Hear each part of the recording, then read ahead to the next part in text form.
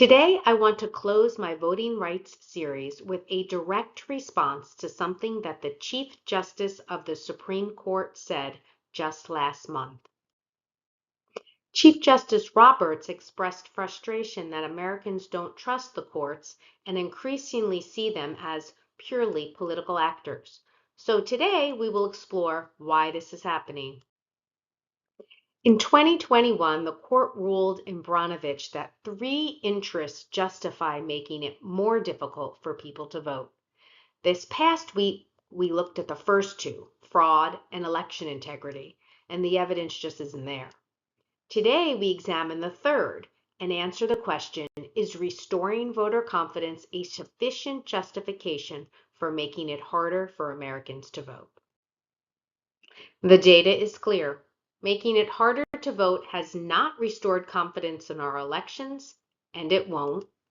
And the court's own actions and inactions are making the problem worse. In 2004, 72% of Americans were confident votes would be accurately counted. Since then, confidence has declined steadily, with a sharp drop between 2020 and 2021.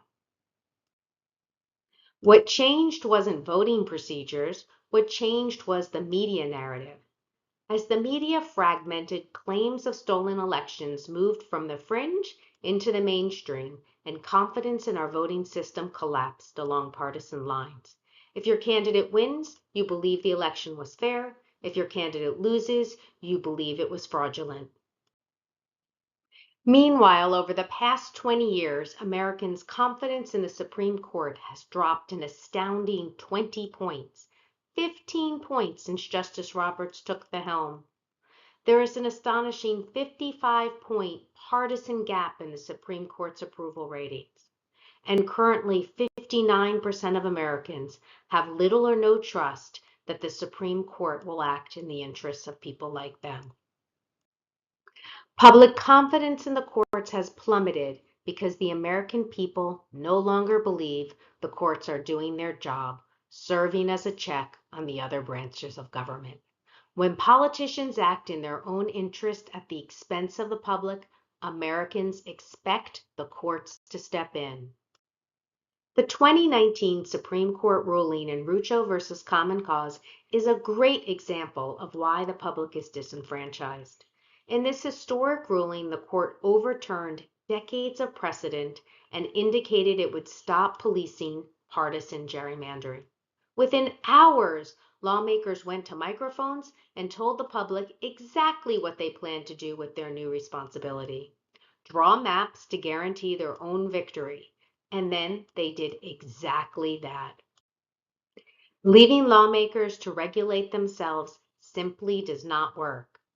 Every time the courts allow politicians to act in their own self-interest, public confidence in our courts erodes.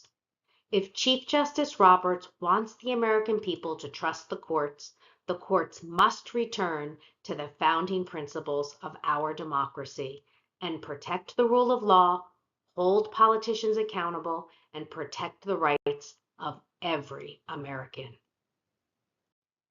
Now, I'd love to hear from you. What do you think it will take to restore public confidence in the courts? Drop your thoughts in the comments and share this post. Thank you.